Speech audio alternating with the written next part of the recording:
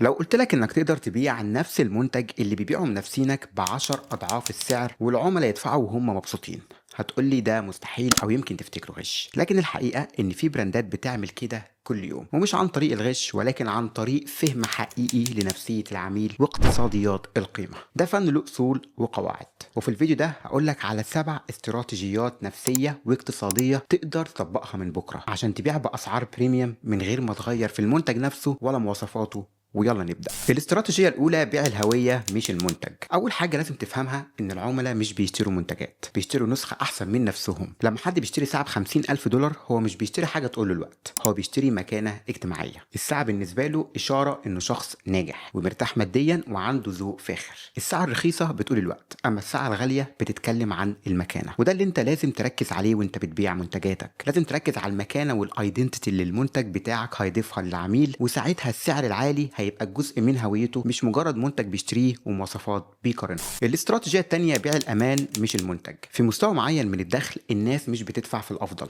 ولكن بتدفع عشان تتجنب الاخطاء. في مقوله قديمه في عالم الشركات الكبيره بتقولك ان محدش بيتفصل من شغله لانه اشترى IBM. لما مدير التسويق في شركه كبيره بيشتري سوفت وير ب100,000 دولار بدل 10,000، هو بيشتري امان وظيفي، بيشتري يقين ان الحل هينجح، بيشتري ضمان ان الشركه اللي بيعاله هتفضل موجوده في السوق بعد سنين. لو غلط واشترى حاجه عشان رخيصه الموضوع ممكن يكلفه شغله. فالسعر العالي هنا هو تامين بالنسبه له ضد الفشل. فعايزك تبني منظومه امان قويه حوالين المنتج بتاعك. اعمل كيس ستادي مفصله بارقام حقيقيه من عملاء ناجحين، اجمع شهادات من ناس معروفه في المجال، قدم ضمان استرجاع فلوس قوي وواضح، وعايزك تبين الدعم والمتابعه اللي هتقدمها بعد البيع. العميل محتاج يحس ان السعر العالي بيشتري له بيس اوف مايند، ان القرار امن وانك مش هتسيبه لوحده. الاستراتيجيه الثالثه اخلق ندره حقيقيه. ان المنتج بتاعك يكون اكسكلوزيف دي في حد ذاتها ميزه. لو شركه شنط فاخره قررت انها تبيع الشنطه اللي سعرها 50,000 دولار ب 500 دولار للكل، هتفقد قيمتها الحقيقيه، لان جزء كبير من القيمه دي هو ان مش كل حد يقدر يشتريها. السعر العالي بيخلق حاجز دخول، بيخلي الناس اللي قدرت تشتري تحس انها جزء من مجموعه مختاره. فعايزك تخلق ندره حقيقيه في العرض بتاعك، ما تخليش المنتج متاح لاي حد وفي اي وقت. اعمل ليميتد دروبس بكميات محدوده، اعمل قوائم انتظار للعملاء الجداد، حط معايير واضحه لمين يقدر يشتري. ممكن مثلا يكون شرط انه يحجز استشاره الاول قبل ما تبيع له. وعايزك تبطل تعمل عروض وتخفيضات كل اسبوع تماما. كل ما المنتج بيبقى متاح ومخفض طول الوقت كل ما قيمته بتقل.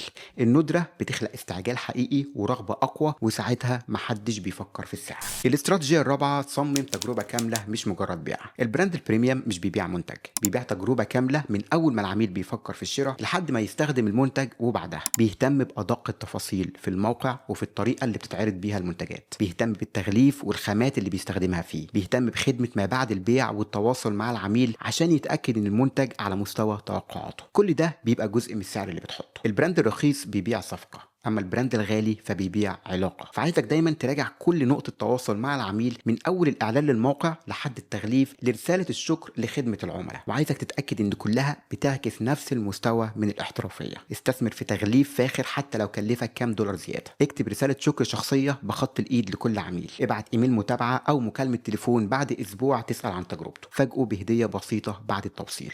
العميل بيفتكر الرحله كلها مش المنتج بس، وساعتها السعر بالنسبه له بيبان تافه. الاستراتيجيه الخامسه ابني سمعه تقتل الشك. السوق دلوقتي مليان بمنتجات من كل الانواع والاصناف. البراند القوي بيبيع راحه البال وبيوفر على العميل التفكير والمقارنه. العميل مش عايز يفتح 50 منتج يقارن بينهم، مش عايز يقرا مئات التعليقات، عايز يشتري حاجه تحسسه انه اختار صح قبل ما حتى يقرر يشتري. عشان كده لازم تبني سمعه قويه من خلال محتوى مستمر يثبت خبرتك. انشر فيديوهات ومقالات تعليميه، علم الناس عن الصناعه والمشاكل والحلول، اتكلم عن حاجات عميقه مش سطحيه، وضيف تجارب العملاء بتوعك، لان كل ده بيقول له في ناس شبهك اشترت مننا ومبسوطين، وده دليل ان السعر العالي ثمنه فيه. الاستراتيجيه السادسه سعر على اساس القيمه مش التكلفه. القيمه الحقيقيه مش في المنتج نفسه، القيمه الحقيقيه في حجم المشكله اللي المنتج بيحلها. السوفت وير ممكن تكون تكلفه انتاجه 1000 دولار، لكن ممكن يكون بيوفر على الشركه نص مليون دولار سنويا. فالسعر العادل هنا مش 2000 دولار، وانما نسبه من النص مليون دولار اللي انت بتوفره. لو بعت ب 50,000 دولار العميل هيكون مبسوط لانه لسه قادر يوفر مبالغ كتير بالسوفت وير ده. السعر بيبعت اشاره عن القيمه. فعايزك تبطل تتكلم عن المواصفات والمزايا في التسويق بتاعك، وعايزك تبتدي تتكلم عن النتيجة النهائية بالأرقام. لو بتوفر له وقت احسب الوقت ده بيساوي كام فلوس، ولو بتزود له مبيعات احسب الزيادة دي فيها كام، لو بتحل مشكلة بتكلفه فلوس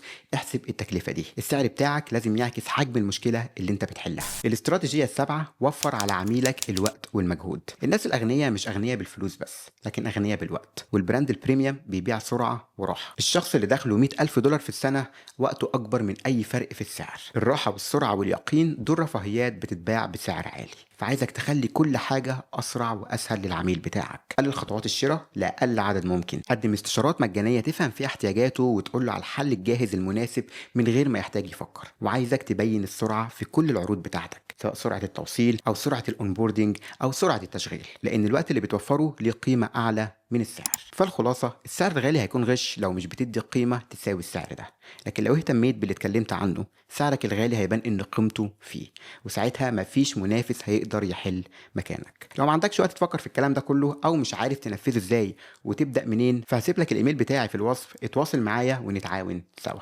ولو استفدت من الفيديو ما تنساش تدعم القناة، واشوفكم في فيديو جديد ان شاء الله، والسلام عليكم.